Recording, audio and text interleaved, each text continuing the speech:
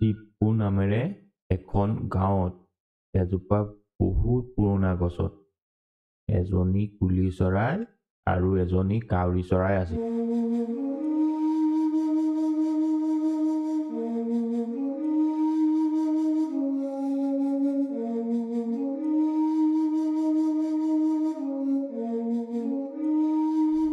আন এখন গাঁৱৰ পৰা আহি দুজন ব্যক্তি আকৌ সেই গছজোপা তলতহে বহিলে।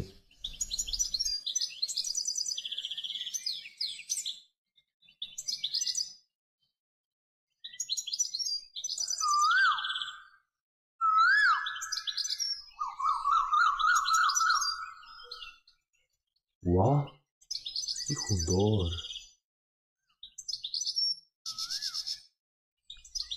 মনটোত একেবাৰে আনন্দ লাগি যায়।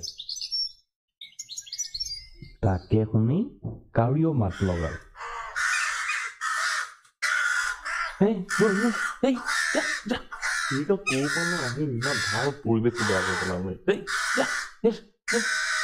মানুহ দুজনে হুলস্থুল কৰাত কাউৰী আকৌ ভয় খাই উৰি গুচি গ'ল।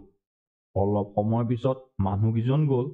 কাউৰীয়ে তেতিয়া কান্দি কান্দি আহি কুলিক ক'লে, দেখিছনে, ভগৱানে মোৰ লগতে এনেকুৱা অন্যায় কৰিলে।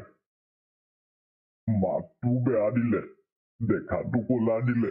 তইনো মিছাতে কেলে এনে দুখ কৰিছ? ভগৱানৰ মহিমা কি বুজিবি? তই জানো পাৰিবি তোৰ নিচিনা মাতটো মোক কৰি দিব? ভগৱানে যাক যেনেকৈ সৃষ্টি কৰিছে সিটো তেনেকৈ সুখী হ'ব লাগিব। মইনো কেনেকৈ পাৰিম? তই এটা কাম কৰ, কৈলাশত গৈ মহাদেৱক প্ৰাৰ্থনা কৰি যাব পাৰ। দুদিন দিনে ৰাতিয়ে কাউৰী উৰি উৰি গৈ কৈলাশ পালেগৈ। প্ৰণাম প্ৰভু। কাব্ৰাজ, কৈলাশলৈ কিহৰ কাৰণে অহা হ'ল? কাউৰীয়ে তেতিয়া মহাদেৱক কথাখিনি কোৱাত, কাব্ৰাজ, তুমি ইমান দুখ নকৰিবা। তুমিতো বিচৰা দৰে মই তোমাক বনাই দিম। মই ভাবিছোঁ এবাৰ এই কুলি চৰাই বনোৱাৰ আগত তুমি কুলি চৰাইক গৈও সুধি আহা তাইনো কিমান সুখী। তেতিয়া কাউৰীজনী উৰি উৰি আহি সেই কুলি চৰাইৰ ওচৰ পালে। তাত ঘটা সকলোখিনি ঘটনাৰ কথা কুলি চৰাইক ক'লে। তেতিয়া কুলি চৰাই আকৌ, ককাইদেউ, মোৰ মাতটোহে শুৱলা। মই যিমানহে ক'লা এই আন্ধাৰত কোনেও নেদেখে। মোতকৈ সেই জীৱন হাঁহজনীয়ে ভাল। তাই গোটেই দিনটো পানীত সাঁতুৰি থাকিব পাৰে, কিমান সৌন্দৰ্যতা উপভোগ কৰিব পাৰে। কুলি কথা শুনি কাউৰী আকৌ মন পিছলিল। কাউৰী আকৌ গৈ মহাদেৱৰ ওচৰ পালেগৈ। প্ৰভু, মই কুলি চৰাই হ'ব নিবিচাৰোঁ। কুলি চৰাইজনীতো নিজক লৈ সুখী নহয়, তাতকে সেই হাঁহজনীয়ে ভাল। প্ৰভু, মোক হাঁহকে বনাই দিয়ক।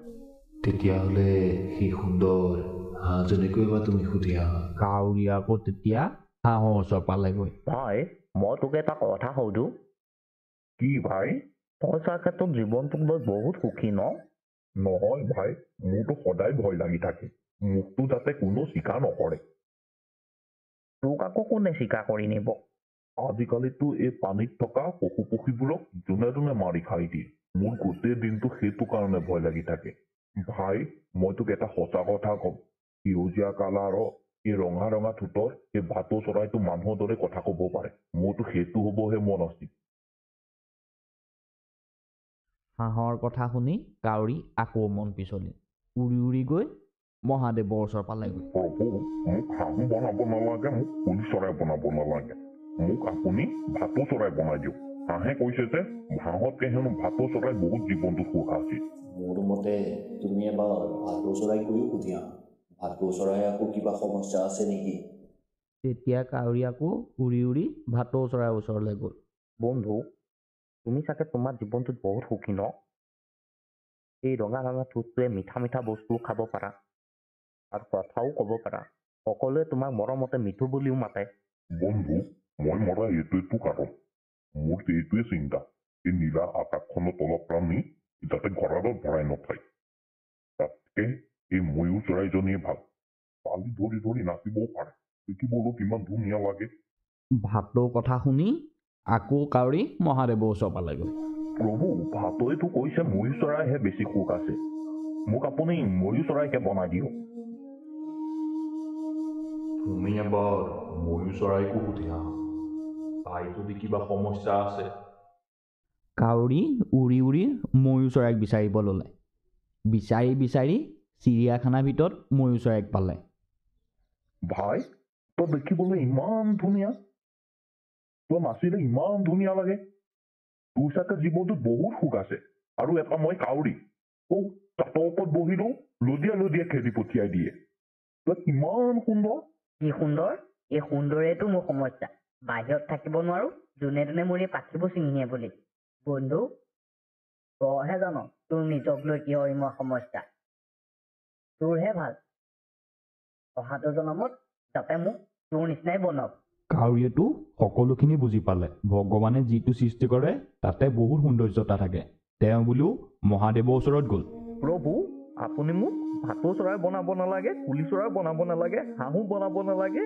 মৌৰা চৰাই বনাব নালাগে মই যেনেকে আছো মোক তেনেকেই থাকিব দিয়ক হাঁহি মাৰি মহাদেৱে তেতিয়া কাউৰীক কয় কাজৰাজ এইটোৱেতো মই তোমাক বুজাব খুজিছিলোঁ আমি কেতিয়াও বেলেগৰ লগত নিজক তুলনা কৰিব নালাগে সেইটো সদায় দুখৰ কাৰণ হ'ব আৰু প্ৰতিটো বস্তুৰে নিজৰ ওপৰতে শ্ৰেষ্ঠ আৰু কাউৰীয়ে সকলোখিনি কথা বুজি পোৱাত মহাদেৱৰ আজ্ঞা লৈ সুখ মনেৰে তাৰ পৰা গুচি গ'ল